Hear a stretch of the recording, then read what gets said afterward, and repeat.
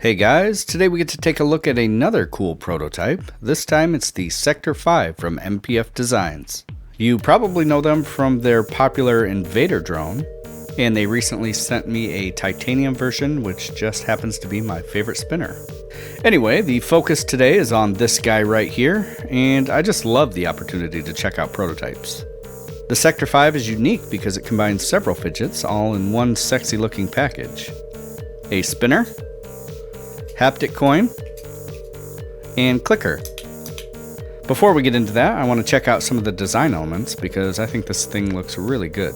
Keep in mind this is an aluminum prototype, so the finish isn't going to be perfect, and this is more for just testing the concept. In fact, the final versions will come in stainless steel, bronze, copper, and titanium. The body has these nice rounded cuts along the edge that create 5 teeth. And the ends of those teeth have some heavy knurling that's really satisfying. That knurling helps provide a lot of friction for starting and stopping spins. Under each tooth, there has been some substantial machining into the body that create these 5 very pronounced sections, or sectors, hence the name Sector 5. The buttons are concave with some rounded rings that are a joy to feel while providing some solid hold.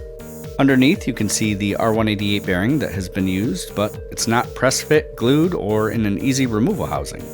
That's because the Sector 5's body consists of 2 plates held together by magnets, and by performing a half turn, those plates come apart easily.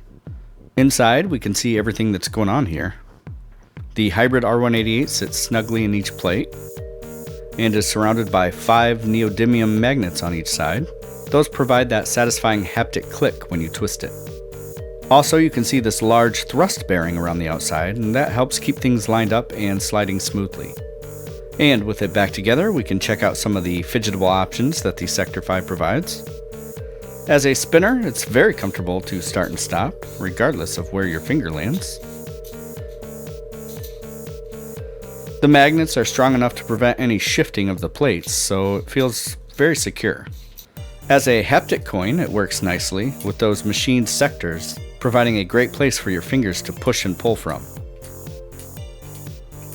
Depending on how loosely you hold the Sector 5, you can create quiet clicks or louder ones, which is nice in areas where sound might be an issue. One of the cool fidget features that the Sector 5 has is the button clicker, and that feature wasn't actually intended, as they discovered it once they received the prototype.